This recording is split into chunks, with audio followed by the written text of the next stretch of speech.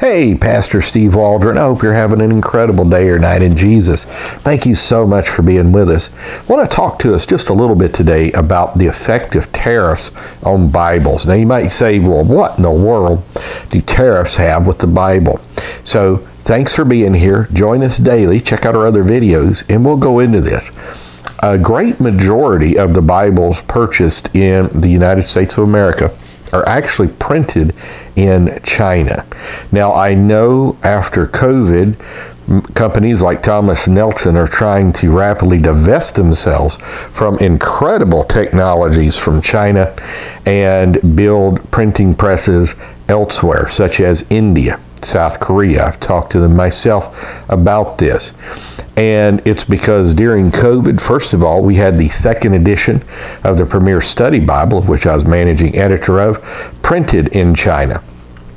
And so it was extremely difficult. China was very harsh in their lockdowns and all of that, and that's their policy. I'm not criticizing that at all. They just did what they felt they needed to do. But that being said, it was incredibly difficult to get communication. The first edition Premier Study Bible didn't have that. And then secondly, President Trump had put tariffs on China, and at that time it was like 25%. And so it was just a great outcry from evangelical leaders that caused him to exempt Bibles, but it took like months of maybe many months of really pushback for President Trump to do that. And now the tariffs are much higher.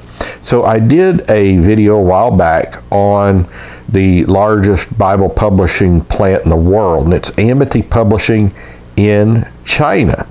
And they pump out, there's about 21 million Bibles sold in America every year, and they do a lot of those, like maybe 16, 17 million, somewhere in that neighborhood. And it's an incredible place. Just had a friend of mine go over there. Unbelievable, just the hospitality, the Asian business practices, and all of this.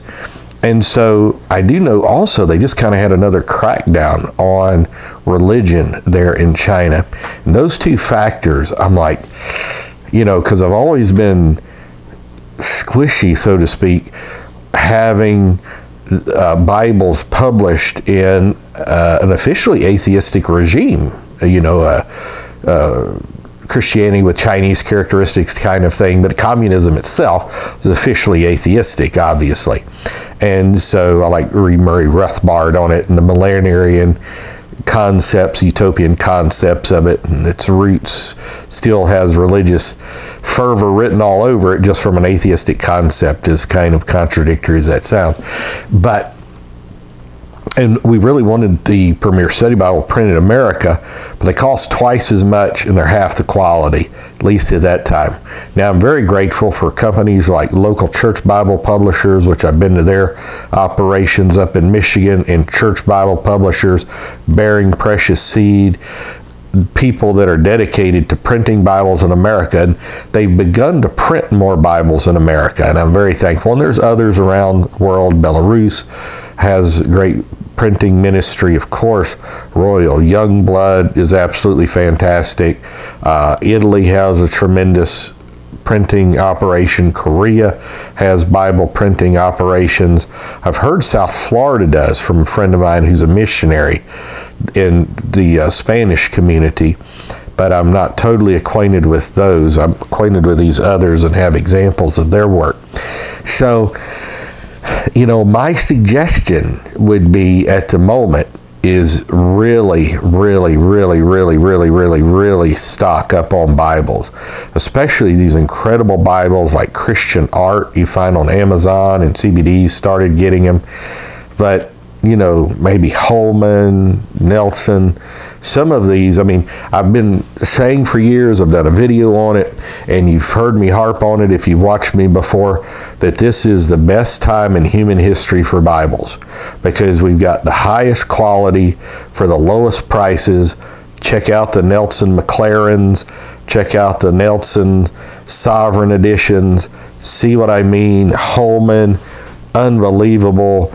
the Holman full color study Bible and Saddlebred. I mean, just for like $30. Just unbelievable. The best time in human history for Bibles.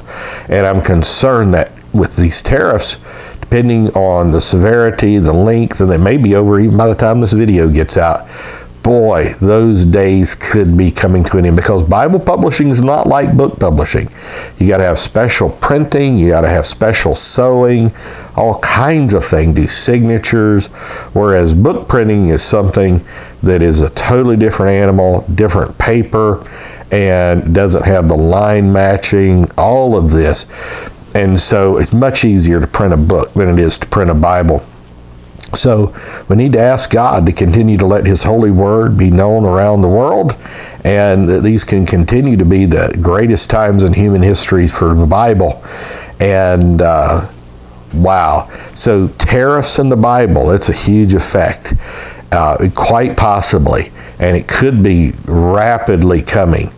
The Bibles you're buying, these great giant prints, super giant prints, study Bibles for so inexpensive, those days may be rapidly coming to an end, and maybe even getting scarce, because it takes a lot of investment to build these computerized, incredible places to do Bibles. And R.R. Donnelly, for years right here in the States, was major force, 60s and 70s. Some of those Bibles, especially in the 70s into the 80s, printed, let's say, by Thomas Nelson and Holman, were some of the finest Bibles ever printed. But it just got where it was so much cheaper, and the technology changed to computerized, so they outsourced them primarily to China. Whew. Amen. You may want to stock up on Bibles, especially if you give them out, pass them out, on and on. God bless. We love you. See you later. Bye-bye.